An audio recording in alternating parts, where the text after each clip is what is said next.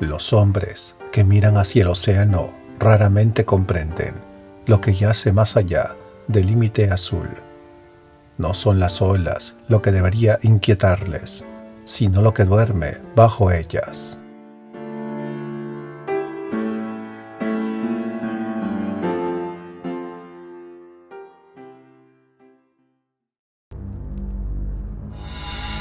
El ídolo que emergió del mar.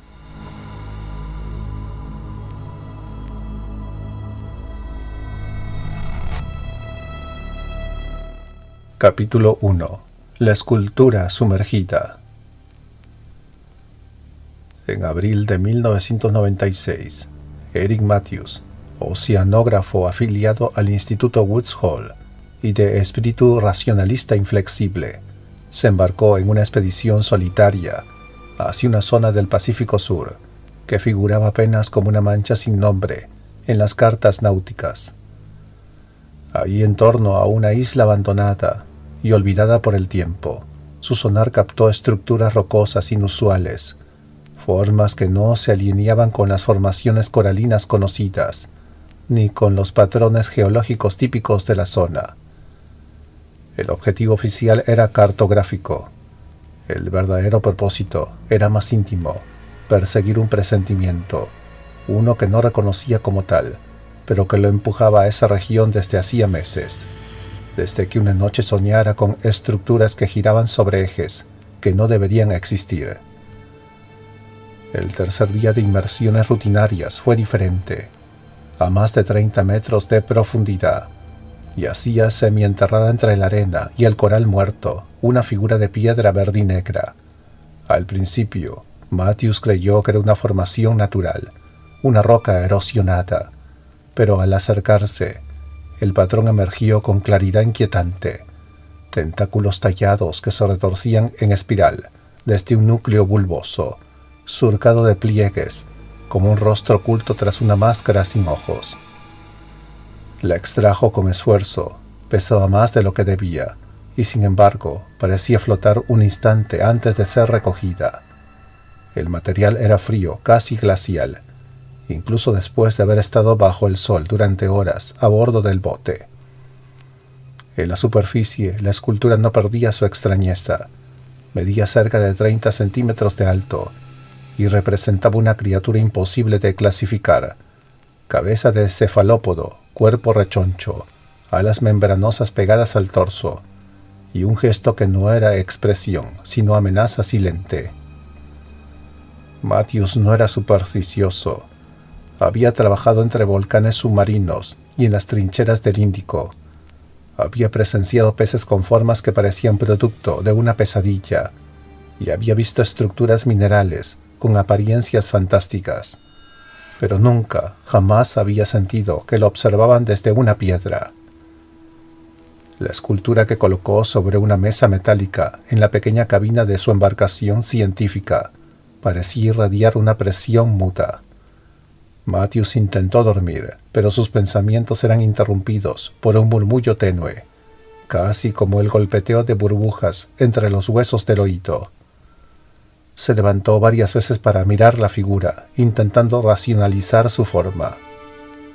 Al amanecer, sus ojos estaban inyectados en sangre y sus dedos temblaban. Encendió la grabadora sin saber muy bien por qué. Objeto desconocido hallado en latitud 14 grados 12 minutos sur, longitud 152 grados 33 minutos oeste. Material no identificado, tal vez basalto.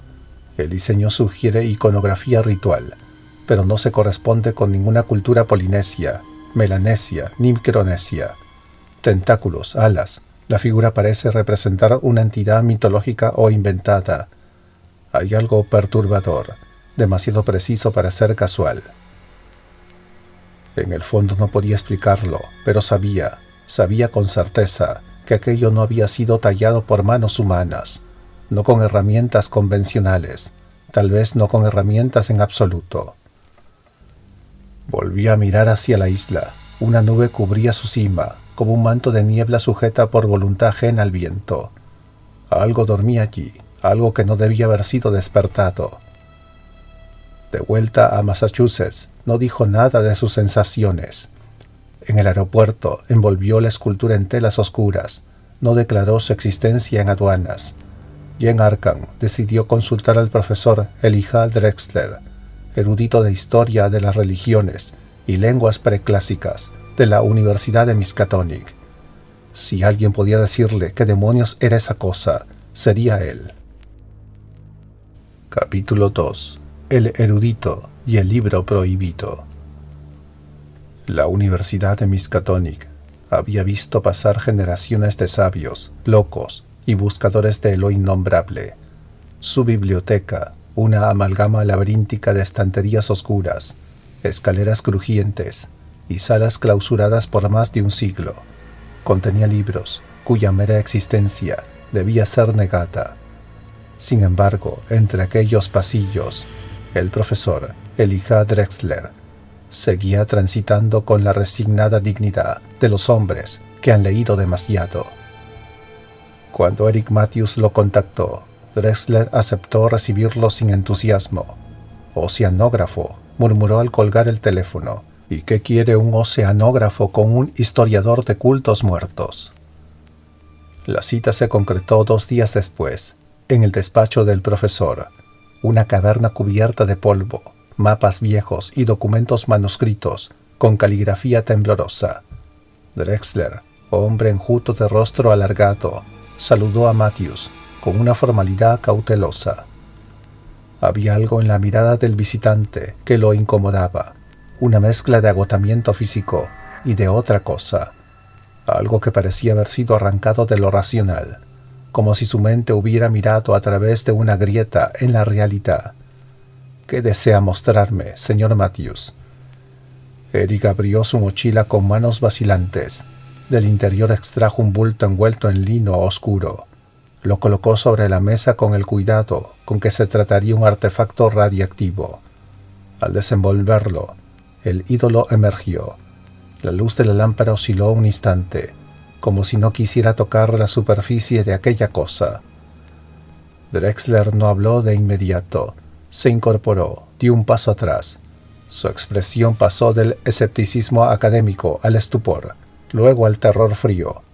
Murmuró algo que Matthews no entendió, una palabra en griego antiguo, tal vez, y se acercó al ídolo como si temiera que lo devorase.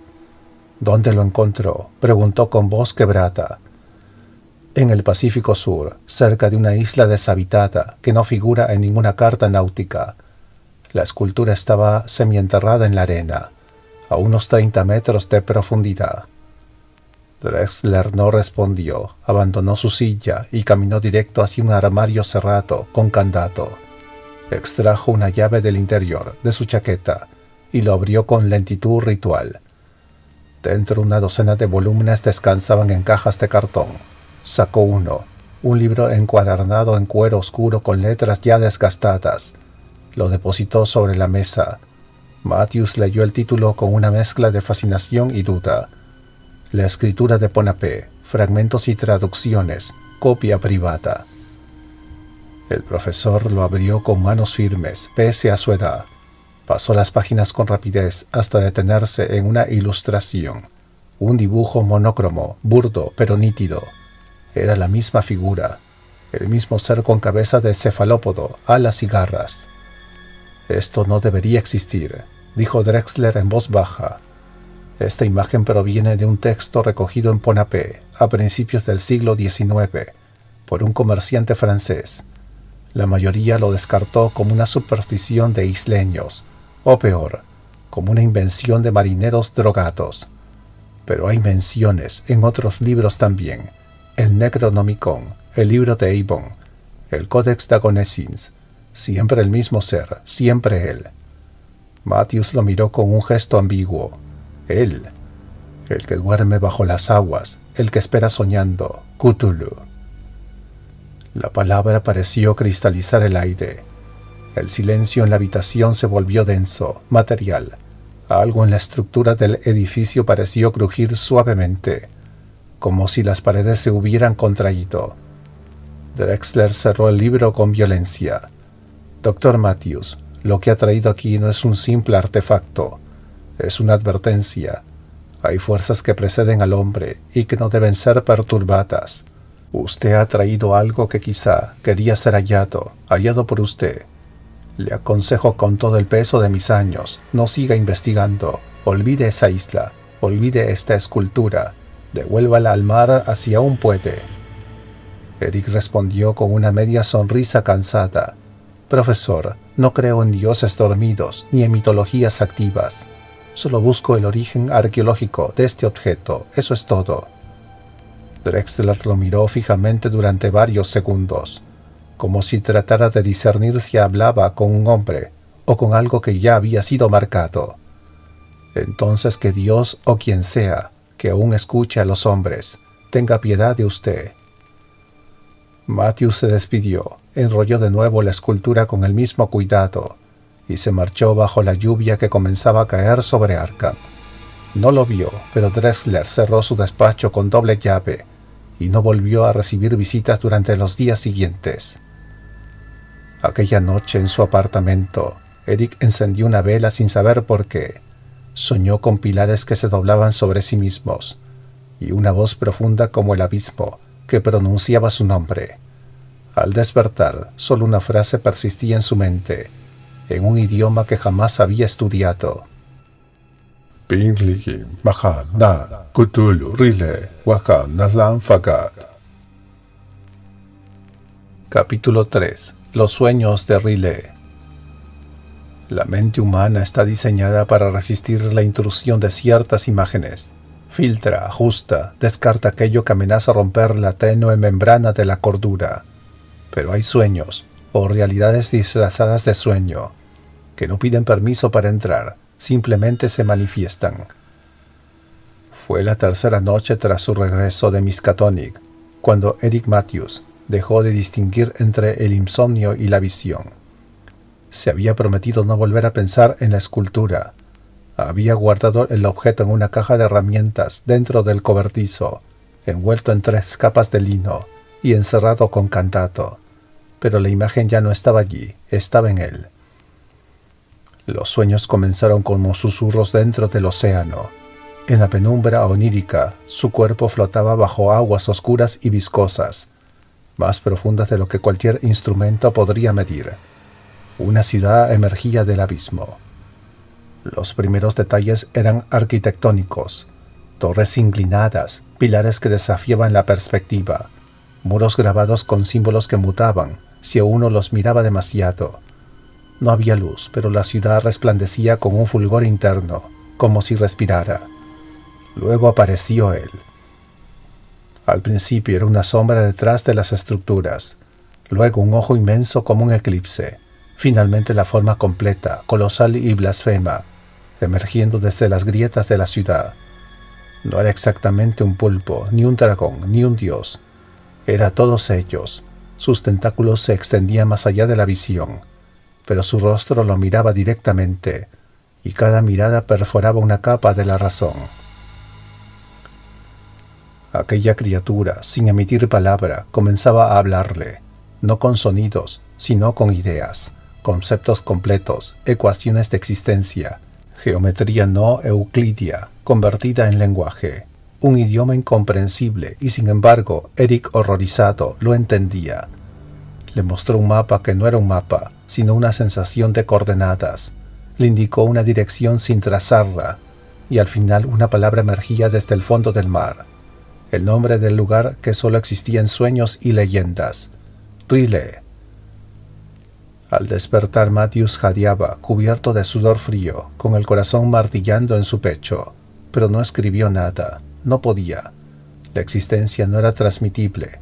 Era como tratar de describir un color que no existe. La noche siguiente el sueño se repitió. Esta vez duró más. Vio sacrificios submarinos, seres anfibios postrándose ante ídolos flotantes. Vio ciudades de otros mundos construidas bajo los océanos de la tierra. Vio a sí mismo entre ellos, vestido con ropajes de culto, repitiendo cánticos en lenguas olvidadas por el tiempo. Empezó a hablar dormido. Lo supo porque despertaba con la garganta dolorida, como si hubiese recitado durante horas. En el espejo sus ojos parecían más hundidos, su piel más pálida, su mente menos suya. Por las tardes empezaba a dibujar. No sabía dibujar, pero eso no importaba. Sus manos parecían saber algo que él no. Bocetos de torres, de tentáculos, de ciudades desfiguradas por la lógica. Algunas veces se sorprendía al ver que lo que había garabateado en una hora tenía semejanza con grabados antiguos que recordaba vagamente de los libros de Drexler. El mar comenzó a llamarlo incluso cuando no dormía. El rumor de las olas le parecía una voz articulada. El sonido de la lluvia en los cristales era un lenguaje acuático. La escultura sellada parecía latir detrás del cobertizo, como si intentara convocarlo. Finalmente una mañana, sin pensarlo demasiado, tomó su libreta de notas y escribió una frase. Si me pierdo, busquen donde las estrellas caen rectas sobre el agua. Allí duerme la ciudad sumergida. Esa misma tarde comenzó a planear su regreso. Volvería a la isla, prepararía su bote, su equipo de buceo, sus tanques de aire. Tenía que volver para comprobar la realidad, como si lo que había visto no fuera un sueño, sino una profecía, como si él hubiera sido elegido. Los preparativos le tomaron solo 3 días. No compartió sus planes, no informó a colegas ni pidió apoyo técnico. En su cabeza ya no había espacio para los protocolos humanos, solo había una dirección, la cima negra donde las cosas antiguas aguardan. El océano inmenso e impasible no lo cuestionó cuando zarpó. Capítulo 4. La cueva y los relieves. El océano tiene memoria, guarda en sus abismos los ecos de eras que preceden no solo a la historia humana, sino a la historia del tiempo. Y cuando Eric Matthews volvió a navegar sobre aquellas aguas, lo supo. Su bote científico, Nereida II, era una embarcación pequeña pero autosuficiente, equipada con sonar de corto alcance, luces subacuáticas, sistema de comunicación satelital y una compacta cápsula presurizada para inmersiones individuales.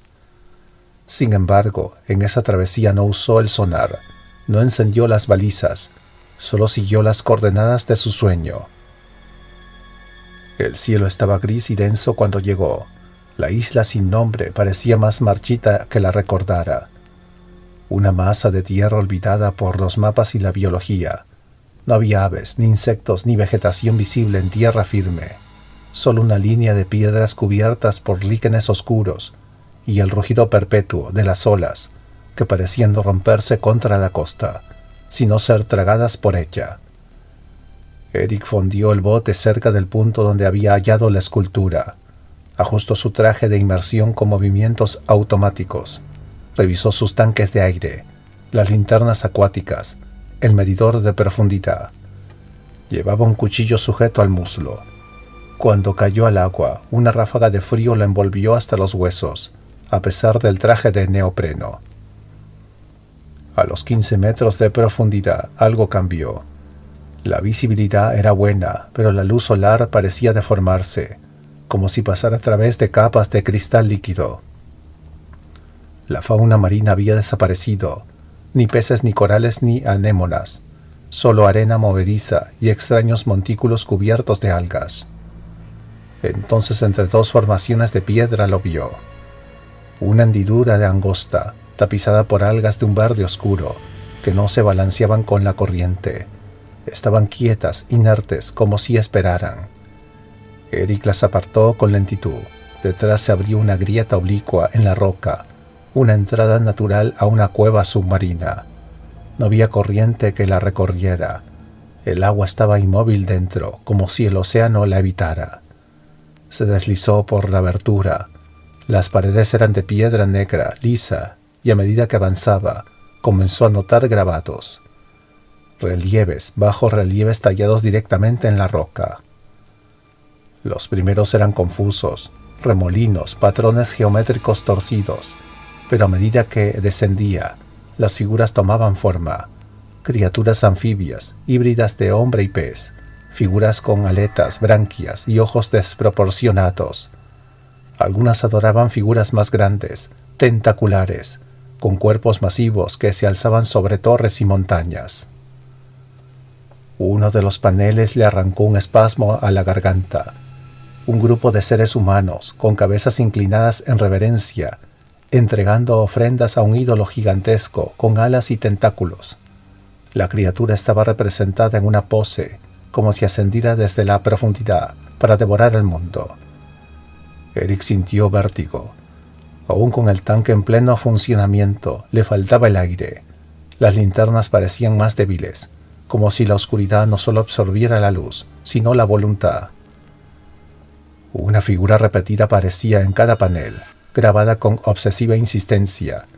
Una criatura con cabeza de pulpo, cuerpo hinchado, alas membranosas plegadas y garras inmensas. La misma figura de la escultura blasfema. El pasadizo descendía aún más. El tiempo era su enemigo. El reloj del traje marcaba ya 50 minutos de inmersión. Una alarma suave vibraba en su muñeca. Debía volver. La noche se aproximaba, y aunque sabía con certeza que volvería a entrar, su razón, lo que aún quedaba de ella, lo forzó a regresar. Al salir de la cueva, notó que el mar estaba completamente calmo. No había olas, no había viento. El cielo era una placa de plomo. Solo su respiración resonando dentro del casco y un pensamiento grabado en su cráneo. Esto no fue hecho por el hombre, ni por lo que vino antes del hombre. Esto fue hecho por lo que duerme hace siglos. Esa noche a bordo del bote, Matthews no durmió. Los sueños no lo esperaron. No necesitaban que cerrara los ojos. En el aire salado de la madrugada, volvió a ver la ciudad imposible, ciclópea, respirando bajo el mar con un corazón latente. La voz regresó, como órdenes dictadas desde un centro de gravedad, ajeno al universo. Al amanecer, volvería a sumergirse. Capítulo 5. La geometría que respira. Eric Matthews despertó con el amanecer rasgando las nubes como un cuchillo romo. El cielo era gris perla, inmóvil. El viento había desaparecido. Ni una gaviota, ni el más leve crujir del casco. Solo el silencio y el llamado. No desayunó, tan solo preparó el segundo tanque de aire, el doble de reserva, las baterías cargadas y el foco de alta intensidad. Se colocó el traje como un sacerdote vistiéndose para el sacrificio. Esta vez no dudó, la cueva lo esperaba. Se sumergió como quien cruza el umbral de una catedral maldita. El agua estaba más clara que el día anterior, como si el océano se hubiera limpiado para recibirlo. Las algas lo reconocieron, se apartaron solas. El pasadizo, más amplio ahora, parecía haber crecido. A cada metro de descenso, las paredes de la cueva cambiaban. Los grabados eran más complejos, más precisos. Ya no eran solo relieves. Algunos se movían bajo la linterna, como si una capa interna respondiera a la luz con leves espasmos. Eric no se detuvo. Las alarmas del traje callaban. No eran necesarias. Estaba guiado, más que una decisión, era un mandato interno. Cruzó el último recodo del túnel y entonces la vio. La ciudad. Una ciudad completa extendiéndose más allá de la percepción, más vasta de lo que cualquier óptica humana podía abarcar. Las construcciones se alzaban en ángulos imposibles, desafiando toda geometría conocida. Algunas torres parecían crecer hacia abajo, otras se doblaban sobre sí mismas. Escaleras flotando en el vacío del agua, sin base ni destino. Columnas de piedra flotaban en espiral como si el mar ya no obedeciera a la física. Eric descendió más. Sintió que su cuerpo se ajustaba a la presión como si hubiera nacido allí. El oxígeno parecía eterno. Las luces del traje no hacían falta. Cada muro exhalaba una luminiscencia verdosa, suave, como el resplandor de un abismo vivo. Bajo sus pies, si es que aún había suelo, se abrió una plaza central, donde todo confluía. En el centro la silueta, colosal, inmóvil, sagrada. La figura que habitaba en sus sueños estaba allí, pero no como estatua ni visión. Era algo entre lo vivo y lo petrificado, un cuerpo ciclópeo de carne pétrea, alas como membranas de sombra, tentáculos reposando en una quietud activa. Dormía, estaba soñando. El oceanógrafo cayó de rodillas sin saber por qué. Lágrimas se mezclaban con el agua salada dentro del visor. No podía hablar, pero una frase vibraba en su garganta sin sonido. Riley. Era un estado del cosmos, un intersticio entre dimensiones, un nodo donde la realidad se fragmentaba. Entonces, en un acto de obediencia sagrada, comenzó a quitarse el equipo. Primero los guantes, luego el visor, después el regulador de aire. El agua entró en sus pulmones como si fuera aire de otro plano, y Eric solo se entregó. El vértigo era total, el mundo era un embudo de geometrías vivas. Cada estructura parecía pulsar al ritmo de un corazón abisal que latía en su cabeza. Riley, la ciudad sumergida, era una mente dormida. La última imagen antes de perder la conciencia fue la criatura levantando levemente la cabeza. Su sueño era suficiente para quebrar la mente de un hombre. Capítulo 6. Locura submarina. Cuando Eric Matthews abrió los ojos, no supo si lo hacía por primera vez o por última vez.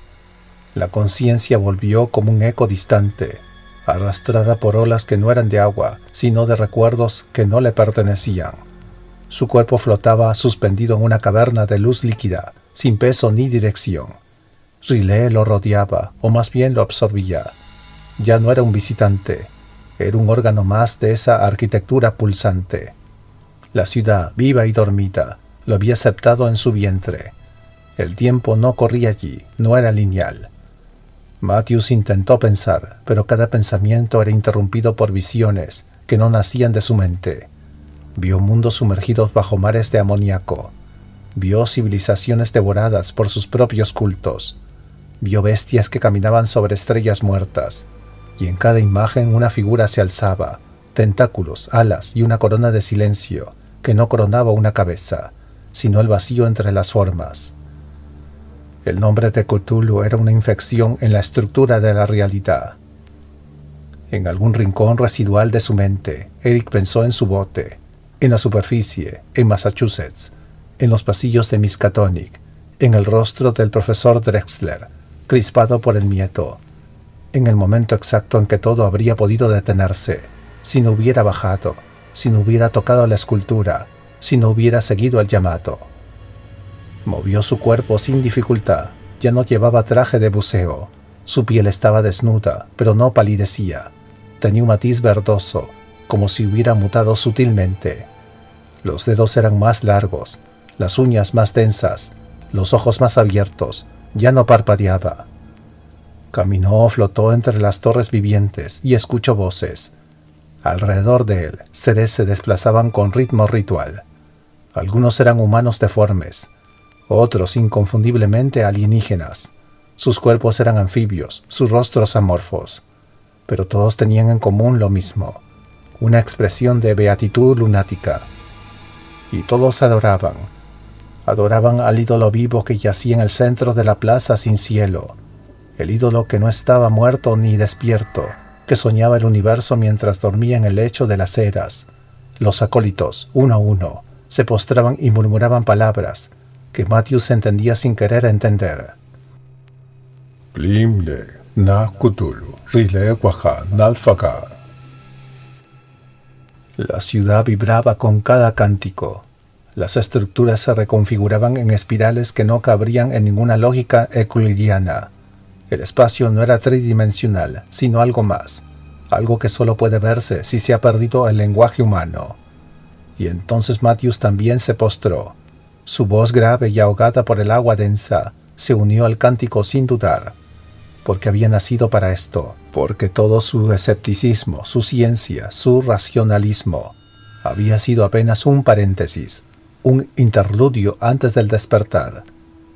Cthulhu abrió una fisura en su sueño, no se movió, pero Matthews sintió el cambio. El mundo gimió, la realidad parpadeó, y por un instante Matthews vio el rostro de su Dios. Fue entonces que comprendió, la locura no era una consecuencia, era una recompensa, y la aceptó. Capítulo 7. La caja sellada. Arkham 2024. El invierno llegó temprano aquel año. Las hojas ni siquiera habían terminado de morir, cuando la nieve comenzó a caer con una pesadez extraña, como si intentara cubrir algo más que el suelo. En la Universidad de Miskatonic, los pasillos resonaban con pasos distraídos y voces apagadas. Solo un hombre parecía caminar con dirección precisa: el profesor Bruno Conde.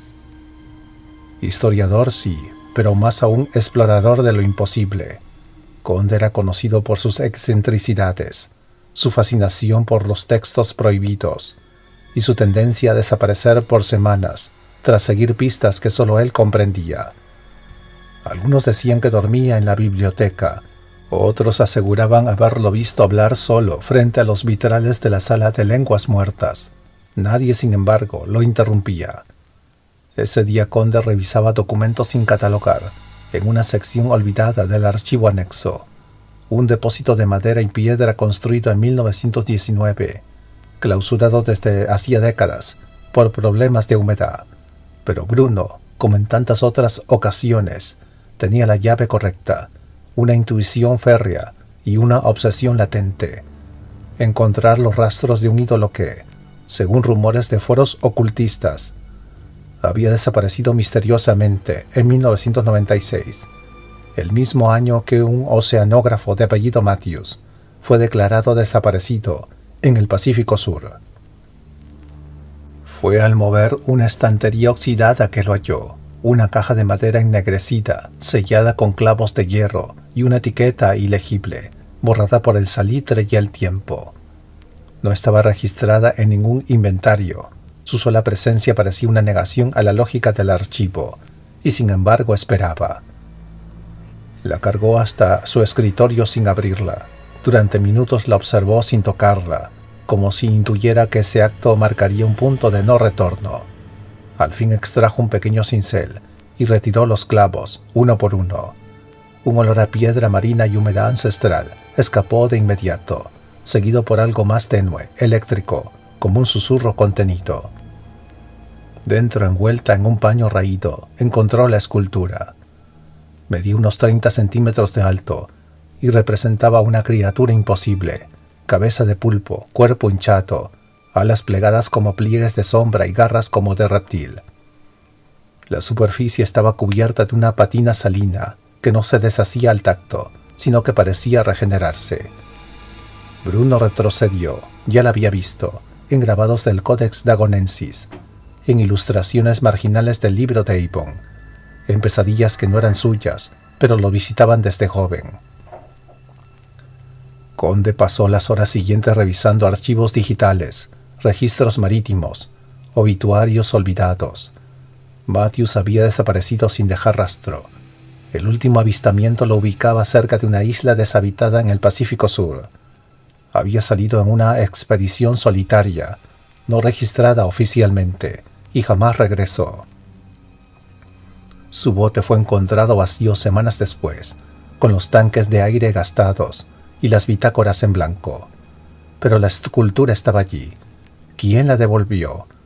Conde no durmió esa noche. Encendió una vela y colocó la escultura frente a él. Tomó su cuaderno de campo y comenzó a escribir, pero a cada línea su letra temblaba más. Al llegar a la página 5, solo pudo anotar una frase: esto fue devuelto para ser hallado nuevamente. Afuera la nieve caía en silencio. Arkham dormía inquieta y más allá, una figura sumergida lo esperaba dentro de sus sueños.